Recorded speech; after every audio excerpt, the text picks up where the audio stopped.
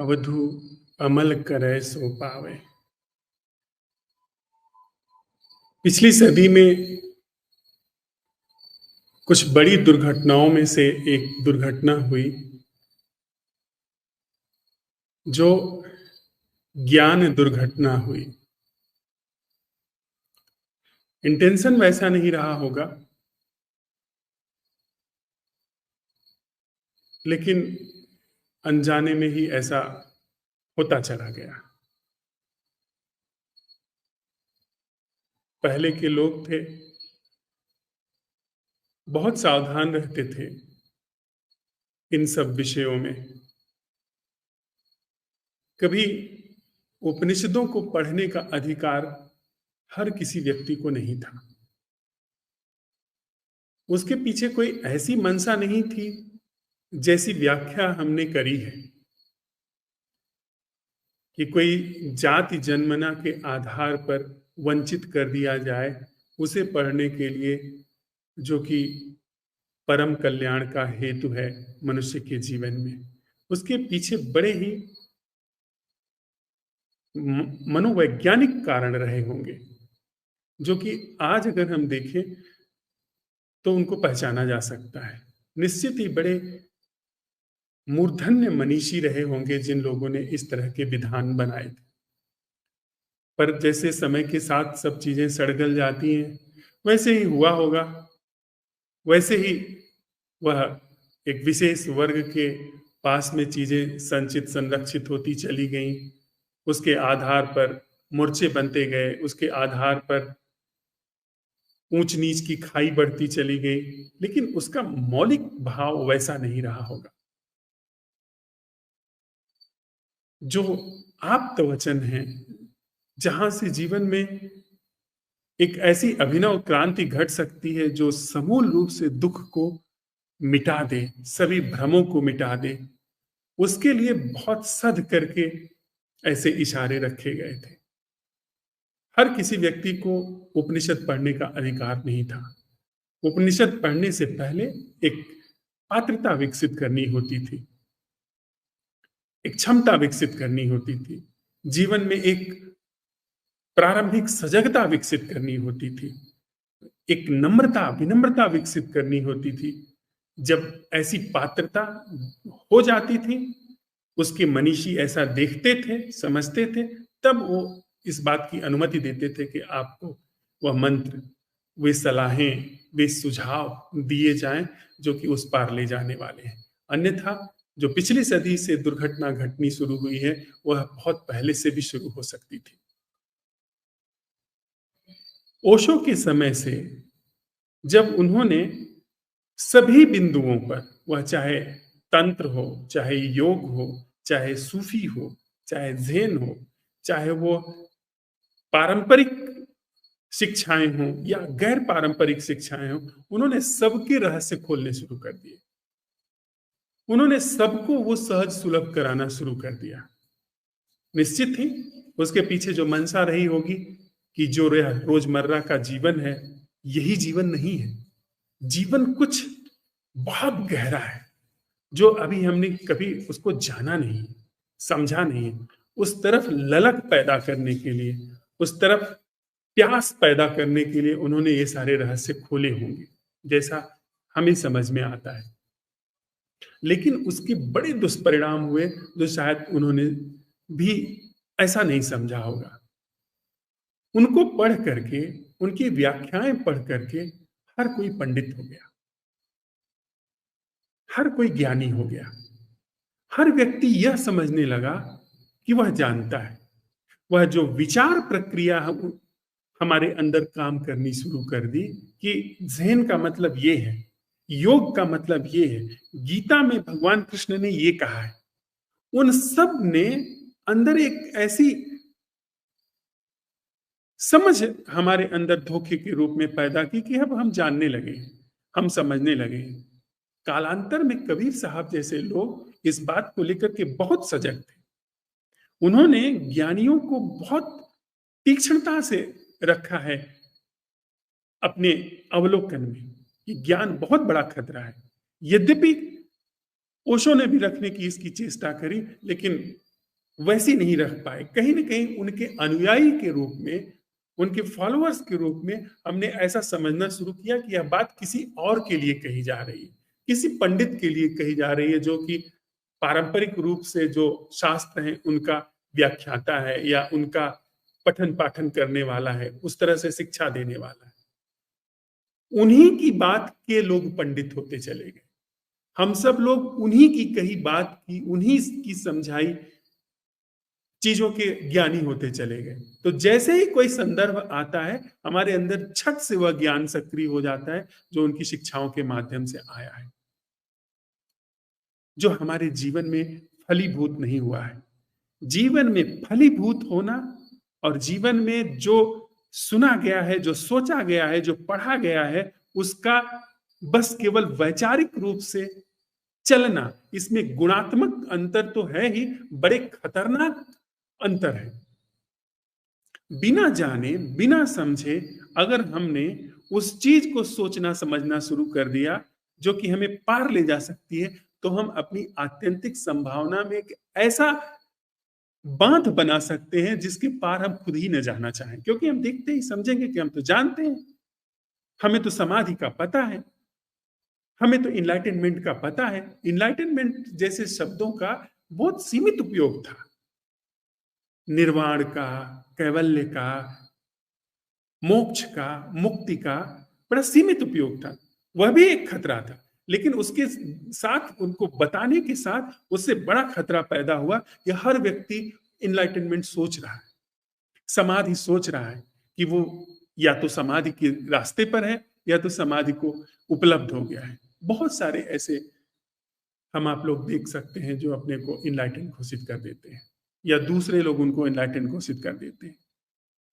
भला जब तक कोई यह जानता है कि वह इनलाइटनमेंट को प्राप्त है, इनलाइटनमेंट जैसी कोई चीज आसपास भी नहीं है। उस बात को कबीर साहब ने बड़े ही सभ्य तरीके से प्रस्तुत किया है। जो हम आप जिस खतरे से गुजर रहे हैं, यह खतरा पहले न्यूनाधिक रूप से ही रहा होगा, लेकिन आज बहुत विकृत रूप में है। कबीर साहब के समय में तो उन्होंने बनारस के पंडितों को देख करके यह बातें कही होगी, लेकिन आज तो चारों तरफ सोशल मीडिया से लेकर के हमारे सभी तरीके के प्रिंट मीडिया इत्यादि में या हमारी खोपड़ी की मीडिया में यह सब चीजें रची पची हैं। पहले क्या था? पहले एक बहुत सुव्यवस्थित, बहुत अच्छी तरीके से समझ बूझ के आधार पर कोई अध्यारोप अपवाद जैसी शिक्षाएं चलती थी।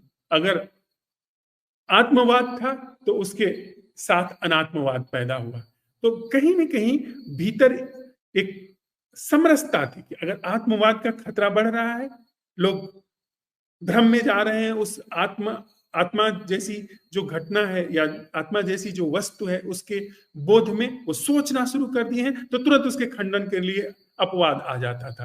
तो एक तरफ उपनिषदों की शिक्षा आई तो दूसरी तरफ भगवान बुद्ध की शिक्षा आई, भगवान महावीर की शिक्षा आई, जो ईश्वर को भी नकार देती है।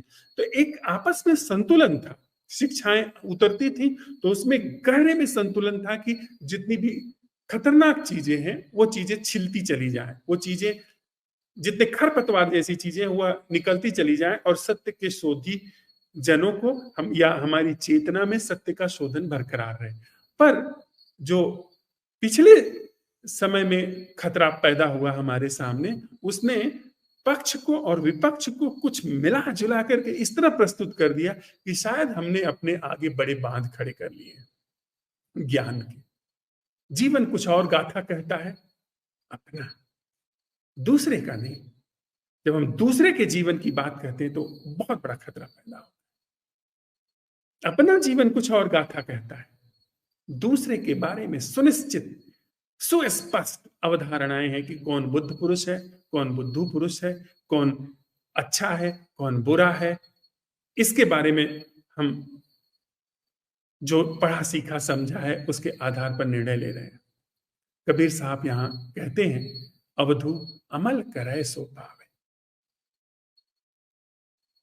बड़े प्रेम से अपने संगी साथियों के साथ में रहते हुए खुद को ही पुकार करके कह रहे हैं ये जो पद हैं ये उन्होंने खुद के लिए कहे। कौन ऐसे पदों को सुनने वाला हो सकता है? अंत में वो कहते हैं कोई अगर इस पद का अर्थ कर देता है तो समझो कि वो मुक्त हो जाएगा। इसलिए ये पद उन्होंने अपने से कहे हैं। वो आत्मगीत हैं। आत्मगीत जैसे जब उनके भीतर पद उमड़े हैं तो उन्होंने अवधू शब्द का इस्तेमाल किया है। वो कहते हैं अवधू अमल करे सो पावे। जो शिक्षाओं को अपने जीवन में उतारता है उसको मिलती है शिक्षाएं, न कि पढ़ करके, न कि सुन करके कि कार में ओशो का प्रवचन लगा है चले जा रहे हैं, रात में प्रवचन लगा करके सो गए हैं, सुबह उठ करके फिर से वही क्रियाकलाप कर रहे हैं जो पिछले दिन कर रहे थे। तो ये तो मनोरंजन का साधन हो गया। अच्छी बात है, मनोरंजन करिए, गाना सुनने से बेहतर है, रॉक संगीत सुनने से बेहतर है कि आप सुन रहे हैं, लेकिन उसका मतलब यह नहीं है कि आप सुन करके और आप उनके शिक्षाओं के व्याख्याकार हो जाएं। वह ज्ञान हमको जड़ मूल से नष्ट कर सकता है। बहुत खतरनाक वह एक व्यवस्था है जिसे ज्ञान कहते हैं। अवधू अमल करे सो पावे, जो लग अमल असर न होवे तो लग प्रेम न आवे। प्रेम मूल है और प्रेम आत्म अवलोकन से शुरू होता है, अपनी तरफ नजर डाल करके शुरू होता है। हम सब यदि अपनी तरफ देखने में अक्षम है तो प्रेमहीन है। वही व्यक्ति जो आज दूसरे की तरफ देख करके कि इसके पास कितना पैसा है, ये कितने बड़े पद का है, कितने बड़े रुतबे का है, जो व्यक्ति आज तक यही करता था, अब वही व्यक्ति तथाकथित रूप से कि धर्म अध्यात्म में आकर के वह तय करता है कि यह व्यक्ति कितना साधना में आगे बढ़ा हुआ है, यह व्यक्ति बिल्कुल फ्रॉड है, यह व्यक्ति तो अभी बिल्कुल चला नहीं है, उसकी नजर अभी भी वैसी की वैसी बाहर ही है। सोशल मीडिया पे हो सकता है वह कोट्स शेयर करता हो, सोशल मीडिया पर हो सकता है वह कोई प्रवचन के अंश शेयर करता हो सकता है वो नियमित रूप से शेयर करने के लिए इसका पाठ करता हो, लेकिन अगर अपने जीवन में अमल नहीं है, अपने जीवन में वह जो पढ़ रहा है, जो साझा कर रहा है, वो खुद के जीवन में लागू नहीं है, तो बहुत बड़ा खतरा है। हम सब लोग साथ में चलते हुए यह देख रहे हैं कि यह सब क्या हमारे साथ में हो रहा है, दूसरे के साथ में नहीं। अगर यहाँ पर हम बात करते हुए किसी दूसरे व्यक्ति के संदर्भ में बात कर रहे हैं तो फिर खतरा हो जाएगा। जैसा वह खतरा वहां पर पैदा हो रहा है वैसा यहाँ पर भी हो जाएगा। हम आप देखें साथ में कि क्या ये खतरा हमारे साथ में हो रहा है। ये दर्पण की तरह कबीर साहब की शिक्षाएं हमारे लिए काम करें, न कि दूसरे को जज करने के लिए। बहुत बारीक सा फर्क है। या आप तो अधोमुखी होंगे या ऊर्ध्वमुखी हो जाएंगे। अपनी तरफ देखा तो कल्याण है, दूसरे की तरफ देखा, उसी बात को दूसरे के ऊपर लागू किया तो आप पतन के गर्त में चले जाएंगे। वो कह रहे हैं जो लग अमल असर ना होवे। वह जो अमल किया, पहले तो अमल ही नहीं होता है, दूसरे फिर जब अमल किया तो उसका असर होगा। इसका मतलब यह नहीं कि आपके जीवन में कोई शिक्षा आप कर रहे हैं, अमल कर रहे हैं, मान लिया आपने कि हाँ इस तरीके से चलना है, इस तरीके से उठना है, इस तरीके से बैठना है, आचरण करना है, व्यवहार करना है, वह सब आपने सीख समझ लिया, पर उसका असर अगर जीवन में नहीं है तो भी बात व्यर्थ चली गई। और उसके असर का लक्षण क्या है? प्रेम। अगर जीवन में प्रेम नहीं है, अगर जीवन में वह भाव नहीं है जिसमें कोई दूसरा नहीं है, अद्वैत का बोध नहीं है, तो इसका मतलब अमल भी व्यर्थ गया। किसी ख्याली चीज का अमल हो गया, ख्याली धरातल पर अमल हो गया।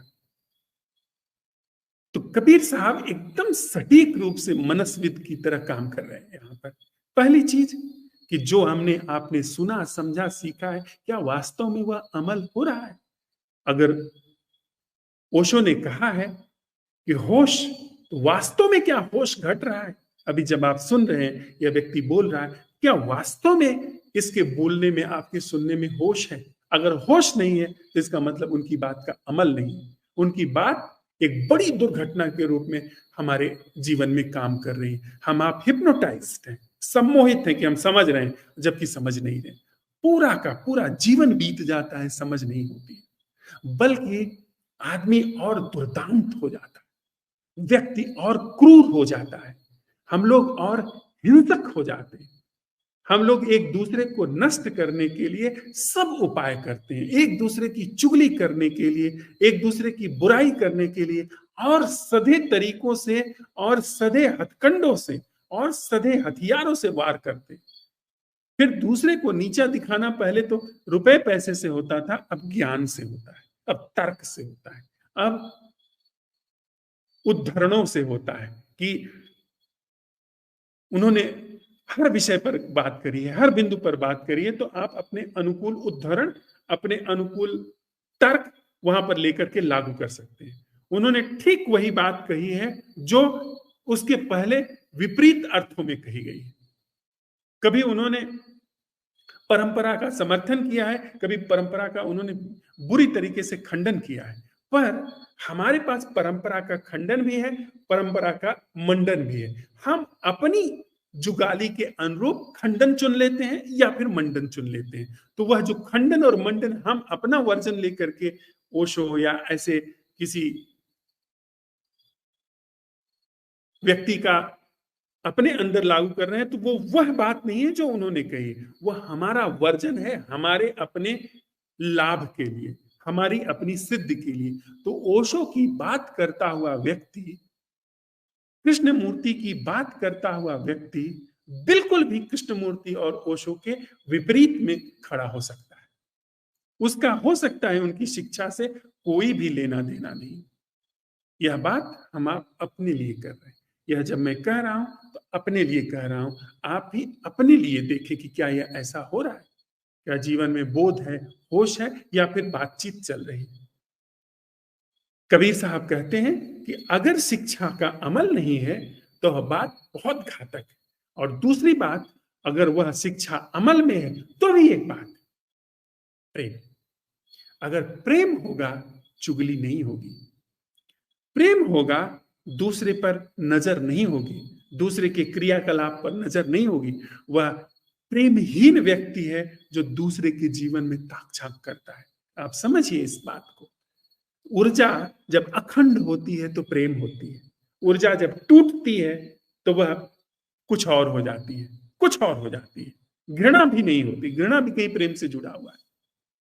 कुछ और कुछ अजीब तरह का पागलपन, कुछ अजीब तरीके की मनस विकृति, चित्त की विकृति, कुछ अजीब तरीके का दुख जो कभी समाप्त नहीं होता। जो आप खाते रहिए दवाई, वो एक गहन दुष्चक्र में फंसते चले जाना है। विपरीत में जाना तो फिर भी साथ आप वापस लौट सकते हैं, लेकिन अगर भ्रम में आप जाते हैं, ज्ञान की जुगाली में जाते हैं, तो आप गोल गोल घूमते रहेंगे। वह विपरीत से कई गुना घातक। तो कबीर साहब कह रहे हैं कि जौलग अमल असर ना होए, तौलग प्रेम न आवे। तो यह जो दूसरे की तरफ दृष्टि है, यह द्वैत दृष्टि है। इसमें प्रेम कभी भी घट नहीं सकता, क्योंकि खंड है, मैं और तू। चाहे वो दूसरे के खंडन में हो, चाहे वो दूसरे के मंडन में हो। जब मैं यह कहता हूं कि ओशो संबोधि को उपलब्ध थे और ढिकाना या फला वो संबोधि को उपलब्ध नहीं था। रमण महर्षि संबोधि को उपलब्ध थे, फलाना जो है वो तो फ्रॉड है। यह हमारे चित्त को दो हिस्सों में चीर दे रहा है। यह खंड है, यह प्रेम की जो भी संभावना होगी उसको नष्ट कर देगा। खंड में प्रेम नहीं होता। प्रेम अखंड ऊर्जा का नाम है। अगर मैं अपनी तरफ देख रहा, दूसरे की बजाय दूसरे को जज करने, तो यह ऊर्जा में खंड का विसर्जन है। यह ऊर्जा की खंडात्मक प्रकृति का विसर्जन है, और खंडात्मक प्रकृति का विसर्जन अखंड का पाया जाना है। अखंड का पाया जाना प्रेम का होना है। तो जिसे हम बहुत धार्मिक आध्यात्मिक व्यक्ति समझते हैं, हो सकता है कि वह व्यक्ति दुनिया के सबसे बड़े खतरे में हो, वह व्यक्ति पतन के एकदम रसातल में हो। ऐसा संभव हो सकता है। वह मैं भी हो सकता हूं, वह आप भी हो सकते हैं। हमें अपने लिए देखना है। तो जब हम आप बात कर रहे हैं, अपने भीतर देखें क्या मैं अपनी तरफ देख रहा हूं या मैं आपकी तरफ देख रहा हूं? आप मेरे लिए दर्पण है या आप मेरे लिए एक ऑब्जेक्ट है अपनी सड़ांध, अपनी गलांध को उगलने के लिए? ये हमको देखना होगा।